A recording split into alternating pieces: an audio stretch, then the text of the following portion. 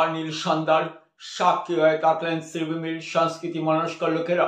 শনিবার শ্রীভূমির অন্যতম সাংস্কৃতিক সংগঠন কবি কিশোর সুকান্ত ভট্টাচার্য জন্মশত উদযাপন সমিতি আয়োজন করে কবি কিশোর সুকান্ত ভট্টাচার্য জন্মশতবর্ষ উদযাপনের বর্ষব্যাপী কার্যক্রমের সূচনা হয় শনিবার। বিশেষ সান্ধ্যকালীন কার্যক্রমের মাধ্যমে সংগঠনের কর্মকর্তা সহ অন্যান্যদের হাত ধরে আনুষ্ঠানিক সূচনায় প্রদীপ প্রজ্বলনের মাধ্যমে গৌতম চৌধুরী, সঞ্জিতা ভট্টাচার্য, নন্দন কুমার নাথ, প্রতিমরাজ ভট্টাচার্য, অরূপ রতন দাস, নির্মাল্য দাস প্রমুখ ব্যক্তিত্বরা কবি কিশোর সুকান্ত ভট্টাচার্য জীবনের গুরুত্বপূর্ণ দিক নিয়ে আলোকপাত করেন। বিশিষ্ট বক্তা নন্দন কুমার নাথ ছিল শিল্পীদের কবিতা গান উপস্থাপন। সমগ্র অনুষ্ঠান সঞ্চালনায় ছিলেন অরূপ রতন দাস।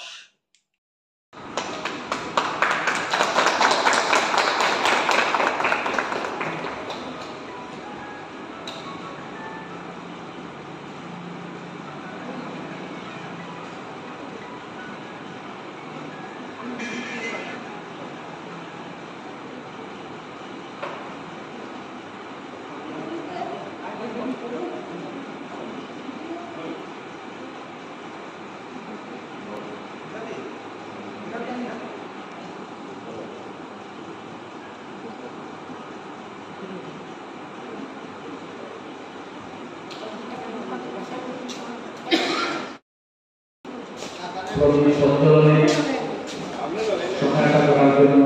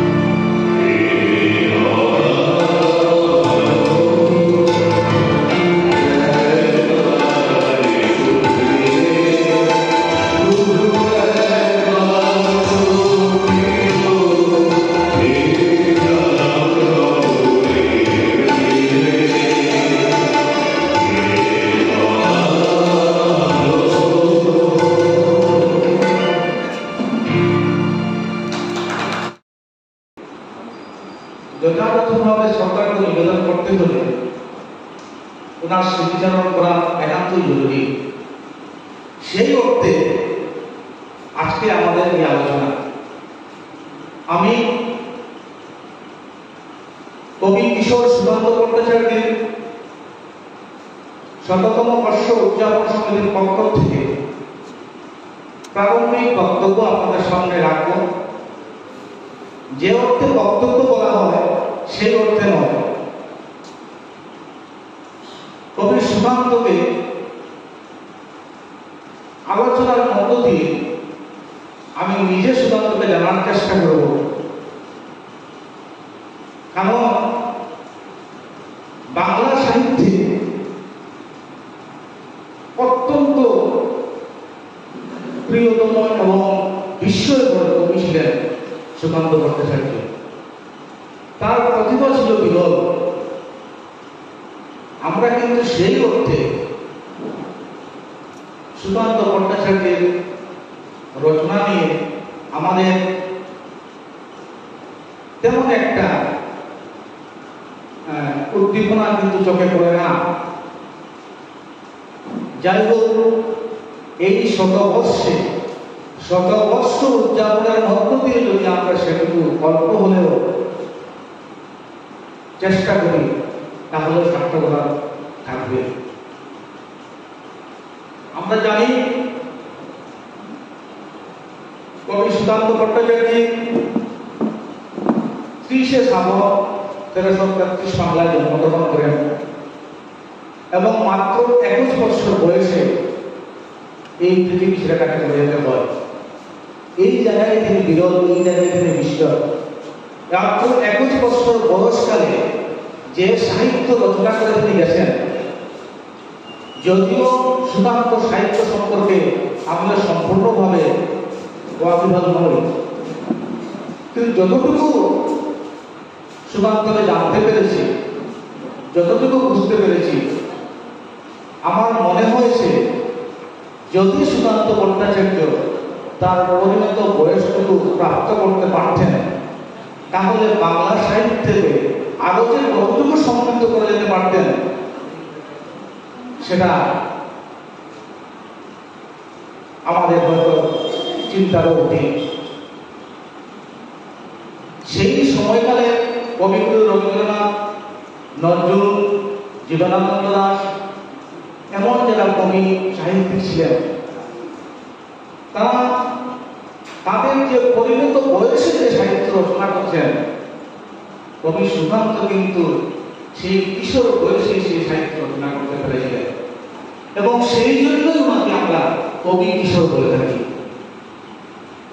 আমরা জানি বাংলা সাহিত্যের মার্ক্সবাদী ভাবধারায় বিশ্বাসী এবং প্রগতিশীল চেতনার অধিকারী তরুণ কবি ছিলেন সেই সুকান্ত ভট্টাচার্য। আমি সংক্ষেপে ওনার পরিচিতিটা রাখতে চাই আজকে সবাই, অতি সংক্ষেপে। পিতা নিবারণ ভট্টাচার্য এবং মা সমিতি দেবী। বাংলা তারিখ 30 শ্রাবণ হল, ইংরেজিতে 15 আগস্ট 1926 ইংরেজিতে তিনি জন্মগ্রহণ করেন এবং 1945 ইংরেজিতে প্রবেশিকা পরীক্ষায় অংশগ্রহণ করলেও তিনি অকৃতকার্য থাকেন। তার কারণ হচ্ছে সেই বয়সে তিনি কিন্তু সাম্যবাদী আন্দোলনের সঙ্গে, ছাত্র আন্দোলনের সঙ্গে যুক্ত হয়ে যান এবং এই দেশের কাজে নিয়োজিত হওয়ার ফলে তার যে ছাত্র জীবনে ব্যাঘাত ঘটে। কিন্তু সুকান্ত ভট্টাচার্য মতো কবিদের স্কুল শিক্ষার তেমন প্রয়োজন নেই। ওনাদের সাহিত্য থেকে আমরা শিক্ষা নিতে পারি বা শিক্ষা নিচ্ছি, সুতরাং সে অর্থে স্কুল শিক্ষার তেমন প্রয়োজন থাকে না। সুকান্ত তাই কবির জীবনের বেশিরভাগ সময় কেটেছিল কলকাতার লেখাটায় এবং সেই বাড়িতে আজ পর্যন্ত অক্ষত আছে।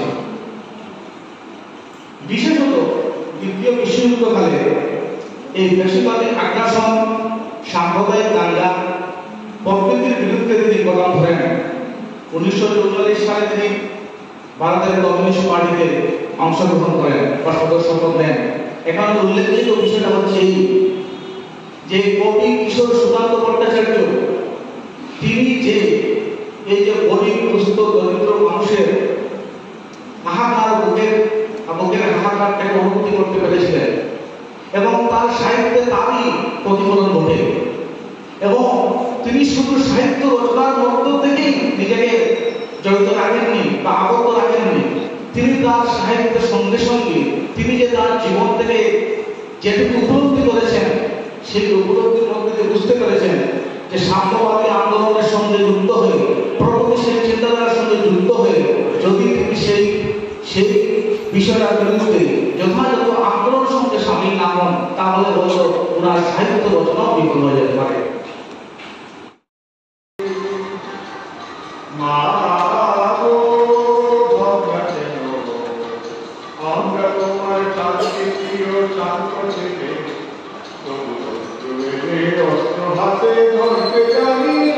তোমার ভয়ে আমরা প্রতিবাদ করতে জানি।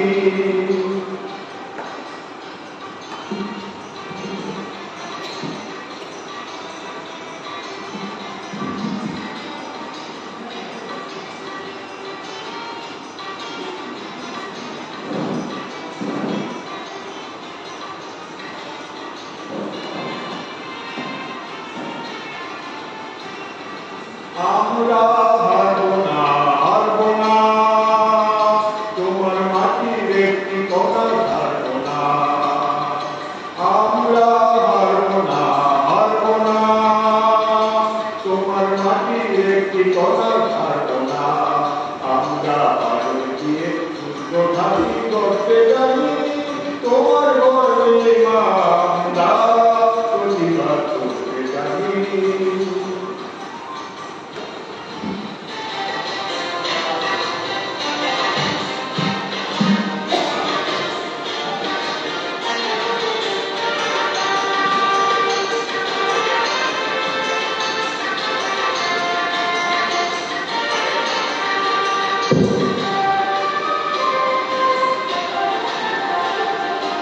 আমরা পরাজয় মানব না, দুর্বলতায় কাউকে কিছু জানব না। আমরা পরাজয় মানব না, দুর্বলতায় কাউকে কিছু জানব না। আমরা হাসি মুখের মধ্যে জানি, তোমার গর্বে আমরা প্রতিবাদ করতে জানি।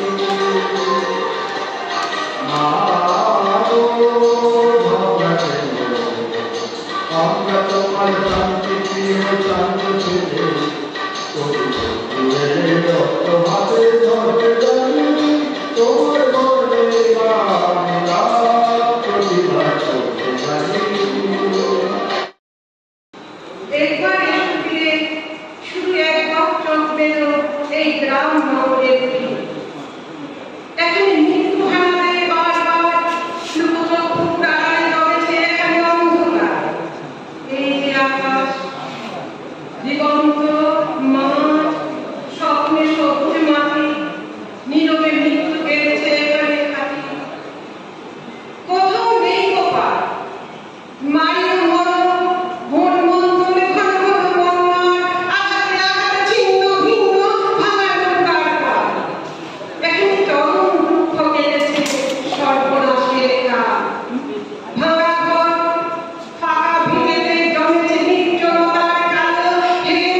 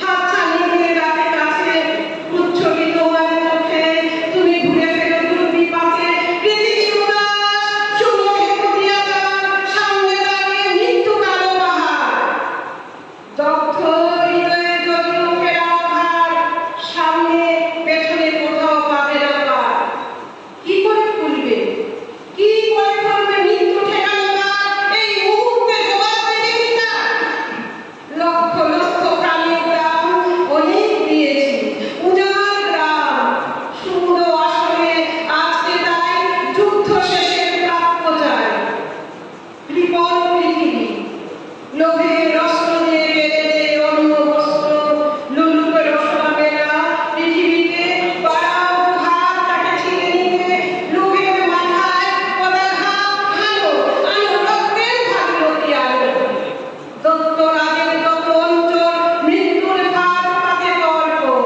মেরো চৌকা ভাবস পাত হাত দিকে দিকে সিংহরা তোমার ফসল তোমার মাটি তাদের জীবন মরণ পাখি তোমার চেতনা চালিত হাতে এখন কাউকে আশঙ্কাতে স্বদেশ প্রেমের ব্যঙ্গমা পাখি মারণ মন্ত্র বলে শুনো পাখি এখনো কি তুমি আমি স্বতন্ত্র করো আবৃত্তি হাসে মন্ত্র সোনারে মালি সৌম্যের মজুদার তাদের প্রাসাদে জমা হলো কত মানুষের হার হিসাব দিবি তার প্রিয়াকে আমার কেড়েছিস তোরা ভেঙেছিস ঘর বাড়ি সে কথা কি আমি জীবনের মরণে কখনো ভুলিতে পারি আদিম হিংস্র মানবিকতার যদি আমি কেউ হই সদর হারানো শ্মশানে তোদের চিতা আমি তুলিব শূন্যে মজুদার ফসল ফলানো মাটিতে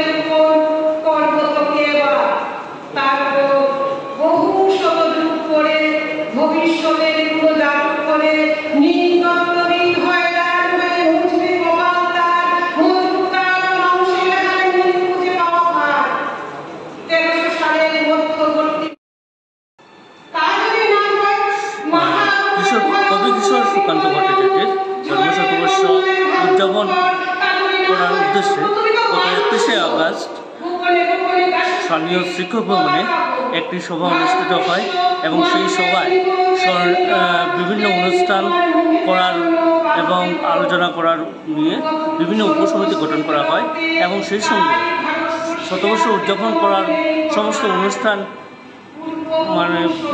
সংগঠিত করার জন্য একটি স্মরণিকা উন্মোচিত হবে আগামী এই শতবর্ষ অনুষ্ঠানের শেষ অনুষ্ঠানে এই শতবর্ষ স্মরণিকা কমিটির আহ্বায়ক হিসাবে আমাকে দায়িত্ব দেওয়া হয়েছে। আশা রাখছি স্মরণিকা কমিটির পক্ষ থেকে আমাদের প্রচেষ্টা থাকবে যাতে সুন্দর এবং শ্রীভূমি শহরের কাছে একটি সুন্দর স্মরণিকা আমরা উপহার দিতে পারি।